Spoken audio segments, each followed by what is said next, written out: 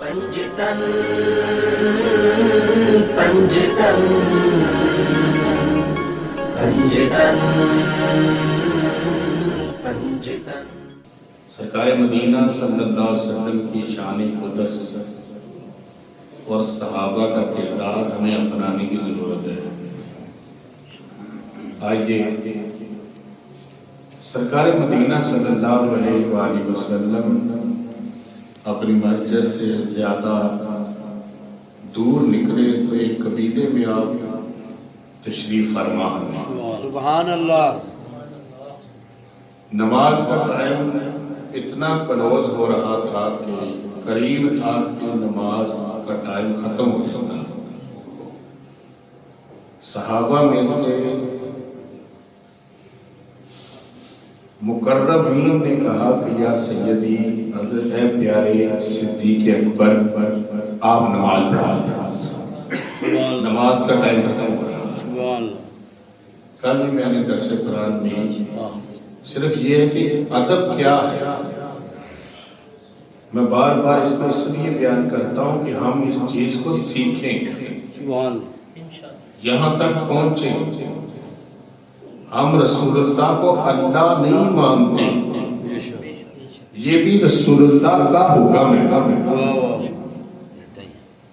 ادب تک غلط کہ سرکار پاک تشریف لے گئے، نماز کا ٹائم ہوا، سیدنا صدیق اکبر مصلی پر آ گئے۔ سبحان اللہ۔ اب چون سرکار سیدنا صدیق اکبر رضی اللہ تعالی مصلی پر آئے تو سرکار تشریف فرما ہو گئے، تشریف آوری ہو گیا، آپ کی آمد ہو گئی۔ سبحان اللہ۔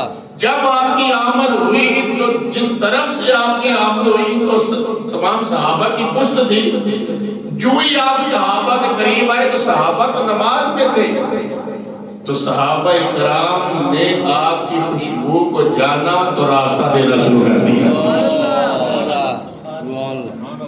اب چونکہ سرکار آئے، سرکار رکے نہیں، نماز میں داخل ہو گئے، لائنیں چلتی گئی، لائنیں چلتی گئی، لائنیں چلتی گئی، حتیٰ کہ سرکار سیدنا صدیق اکبر کے پیچھے آ کر کھڑے ہو گئے۔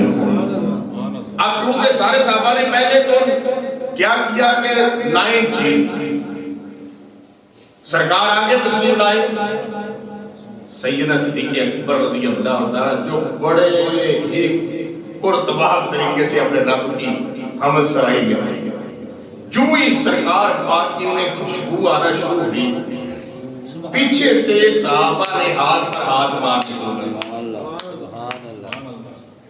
ہاتھ پر ہاتھ، سیدنا صدیق اکبر کو محسوس ہوا سرکار۔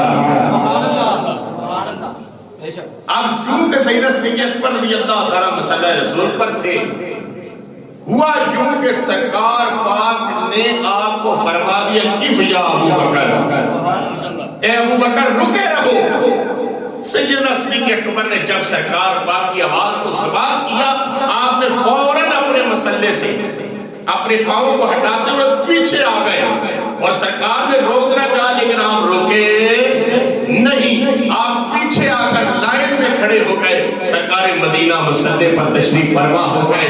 نماز ادا کرنے کے بعد سرکار نے اپنا چہرہ مقدس اپنے صحابہ کی طرف کیا، آپ نے فرمایا اے ابو بکر میں نے تمہیں روکا تھا، تو آپ نے فرمایا یا رسول اللہ ابو قحافہ کے بیٹے کی جرأت نہیں محمد رسول اللہ کے آگے کھڑا ہو۔ نعرہ تکبیر، نعرہ تکبیر،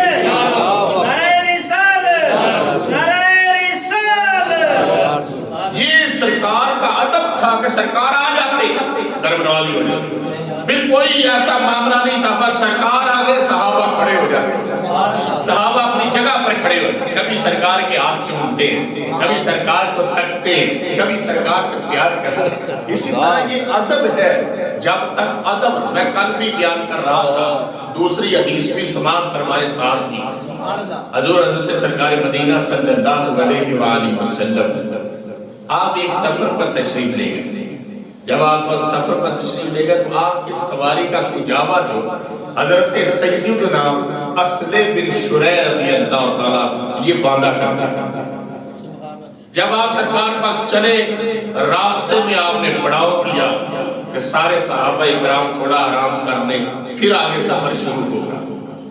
حضرت اصلح بن شریح رضی اللہ عنہ رات ہوگی دن چڑھا پھر سرکار مدینہ صلی اللہ علیہ وسلم نے فرمایا کہ چلے سواریاں تیار کی جائیں. حضرت اصلح بن شریح رضی اللہ تعالیٰ جو تھے انہیں غسل فرض ہو گیا. اب انہوں نے جلدی جلدی سے ایک انصاری صحابی کو بلایا اور بلا کر کہنے لگے سرکار کا کجاوا ان کی سواری پر باندھ. آپ جنگل میں بھی گئے, جنگل سے آپ نے لکڑیاں اکٹھی کی, پانی کو گرم کیا, پھر آپ نے یعنی کہ غسل کیا. غسل کرنے کے بعد آپ نے جلدی جلدی سے اپنے رب کی طرف رجوع کرتے ہوئے دعا کی, یا اللہ مجھے بھی اس قافلے میں داخل کر دے جس قافلے میں تیرا نبی جا رہا. آپ اپنی سواری پر بیٹھے اور آپ اپنی سواری کو سرکار پاک کے قبیلے والی سواری میں داخل کرا. جو ہی آپ نے سرکار کی سواریوں کو دیکھا تو اپنی سواری کو روکا نہیں, سرکار کی سواری کے عین برابر چلے گئے. سرکار مدینہ نے یوں کر کے دیکھا تو فرمایا اصلح بن شریح آج کجاوا تم نے نہیں باندھا. یہ بات جب آپ نے سنی تو آپ نے فوراً کہا یا رسول اللہ صلی اللہ علیہ وسلم آپ کی بات صحیح ہے, آج میں نے کجاوا نہیں باندھا. ایک انصاری صحابی میرے قریب تھے, میں انہوں نے آپ نے فرمایا آپ کو کیا ہوا, اور میں مجھ پر غسل فرض تھا اور میں اس بات کو سمجھ گیا کہ میں بے ادبی سمجھتا ہوں کہ رسول اللہ کی سواری کو ہاتھ میں بے غسل لگا. اور میرے مجھ پر غسل فرض تھا. میں نے اس بات کو جانا کہ میں سرکار پاک کی سواری کو ہاتھ اور ادب کا یہ تقاضا تھا. میرے آقا خوش ہوئے, آپ نے فرمایا اصلح اللہ تم پر اپنی رحمت ڈال. کرم نوازی کی انتہا ہے. اور آج ہم بھی یہ کہتے ہیں کہ میرے بھائی اپنے رسول مکرم سے محبت کی انتہا کر, پیار کر, محبت کر. اللہ بھی کہتا ہے کن تو ہو جاتا ہے. بتلاؤ کبھی سرکار نے بھی کہا ہو تو نہ ہوا ہوگا, اور کبھی سرکار کے پاس صحابہ نے جا کر کہا ہو تو نہ ہوا ہوگا. یہی تو حضرت سیدنا ابو ہریرہ رضی اللہ تعالیٰ فرماتے ہیں ہم نے سرکار مدینہ سے جو کچھ سیکھا سرکار سے سیکھا. سیدنا ابو بکر صدیق فرماتے ہیں آج مجھ پر جو کرم ہے کل ساری سرکار نے. مولا علی علیہ السلام فرماتے ہیں مجھ پر جو کرم ہے کل ساری. حضرت عبداللہ ابن مسعود فرماتے ہیں مجھ پر جو کرم ہے کل ساری. حضرت داجہ کلوی کہتے ہیں زمانہ جاہلیت میں کوئی قریب نہیں بٹھاتا تھا, آج دنیا ہمیں اپنے سر پر بٹھاتی ہے تو گل ساری نہیں گل ساری سرکار کی. بات تو سرکار کی. سرکار مدینہ صلی اللہ علیہ وسلم نے ادب کا بھی تقاضا بتلایا. بلکہ آپ قبیلہ بنو سعد کے لوگ آپ کے پاس موجود تھے. اب جی قبیلہ بنو سعد کے پاس لوگ آپ کے پاس موجود, وہ آپ سے تبلیغ لے رہے تھے. اچانک ان کا سرکار حاضر ہو گیا تو آپ نے کہا اٹھ کر ان کا ادب کرو, اٹھ کر ان کا ادب کرو. اب چونکہ رسول کریم صلی اللہ علیہ وسلم سب سے بڑی ذات ہے خدا کے بعد,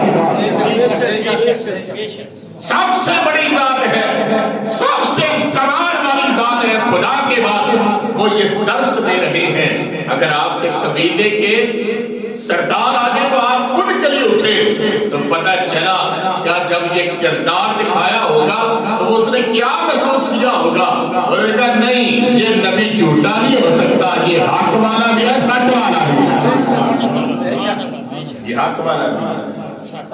کیا نہیں ملا صحابہ کو, صحابہ تو کہتے رہے کون دیتا ہے دینے کو وہ چاہیے, دینے والا ہے سچا ہمارا, جس نے ہمیں جنتیں لکھ کر, جس نے بتلا دیا ہے اے لوگوں آؤ سجدے میں آؤ تمہارا رب تمہارے قریب ہے, لوگوں آؤ رکوع میں آؤ, اللہ رکوع کرنے والوں کو پسند کرتا ہے, لوگوں قیام میں آ جاؤ اللہ تمہارا میزبان بن جاتا ہے, لوگوں ہاتھ اٹھاؤ اللہ تمہیں عطا کرنے والا ہے, لوگوں تم رب سے جو مانگو گے سچے دل سے مانگو گے رب تمہیں اتنا ہی عطا فرمائے گا. یہ شان تو صرف سرکار کی, کرم نوازی تو سرکار کی، آج تک جو ہم پر کرم ہو رہا ہے گل ساری کے لیے، اس لیے آپ میرے آقا کریم صلی اللہ علیہ وسلم، حضرت سیدنا ابوبکر صدیق رضی اللہ تعالیٰ ہو یا حضرت ابو ہریرہ رضی اللہ تعالیٰ ہو، آپ فرمایا کبھی ہم کسی سے پوچھتے نہیں تھے سرکار کدھر گئے یا سرکار کے ہاں سے گزرے ہیں، تو ہم صرف ان کے جسم منور کی خوشبو کو سونگھتے چلتے رہتے، کیا ملتا آگے سرکار نے جانے۔ حضرت سیدنا ابو ہریرہ رضی اللہ تعالیٰ فرماتے میں اچانک ایک دن اپنے گھر سے باہر نکلا تو کیا دیکھتا ہوں آگے ماہ عرب کے چاند کھڑے ہیں، ماہ عرب کے، فرمایا اتنا سرکار کے چہرے پر حسن، اور میں اچانک ویسے ہی اپنے گھر سے نکلا، چوں نکلا تو سرکار نے اپنے نوری دست سے میرا ہاتھ پکڑ لیا، حالانکہ مجھ پر غسل فرض تھا، اب چون میں ہاتھ چھڑانا چاہتا تھا لیکن مارے قسمت کیوں چھڑاؤں، پکڑا سرکار نے۔ اب میرے دل میں تھا کہ سرکار نے پکڑ کر سرکار آگے نکل گئے، میں بھی سرکار کے ساتھ ساتھ اور قسمت پر ناز کر رہا تھا، تو سرکار حضرت سیدنا ابو ہریرہ رضی اللہ تعالیٰ فرماتے ہیں جس جگہ پر سرکار نے جا کر مجلس لگائی، میں جب سرکار نے میرا ہاتھ چھوڑا تو میں بھاگا کر آگر غسل کیا، غسل کر کے تو پھر جانا گیا، جا کر سرکار کے پیچھے بیٹھ گیا، تو آپ نے فرمایا ابو ہریرہ کدھر چلے گئے؟ فرمایا یا رسول اللہ مجھ پر غسل فرض تھا، وہ تو میں اچانک گھر سے نکلا تو آپ نے میرا ہاتھ پکڑ لیا، حالانکہ میرا کوئی ایسا معاملہ نہیں تھا لیکن آپ نے پکڑ لیا، اس لیے میں آپ کو کہہ نہ سکا۔ حضرت سرکار مدینہ صلی اللہ علیہ وسلم نے فرمایا آپ تو ادب کے تقاضے میں تھے نا، ورنہ مومن کبھی نجاست والا نہیں ہوتا، مومن کی یہ شان ہے، مومن کبھی نجس والا نہیں ہوتا، مومن کی یہ شان ہے۔ تو یاد جو سرکار کی محفلیں میں بیٹھتے رہتے ہیں، جو سرکار سے لیتے رہتے، جو سرکار سے پیار کرتے ہیں، جو سرکار سے محبت کرتے ہیں، اور سرکار نے یہ نہیں کہ دیا کچھ نہیں، سرکار نے تو سب کچھ ہی عطا کرا، چمک تجھ سے پاتے ہیں سب پانے والے، میرا دل بھی چمکا دے چمکانے والے، تو زندہ ہے بندہ تو زندہ ہے بندہ، میرے چشم عالم سے چھپ جانے والے، اور رہے گا یوں ہی ان کا چرچا رہے گا، بڑے خاک ہو جائیں جل جانے والے۔ یہ سرکار سے محبت کرو، اللہ تعالیٰ آپ پر اور مجھ پر خصوصی نگاہ عطا فرمائے۔ واخر دعوانا الحمدللہ۔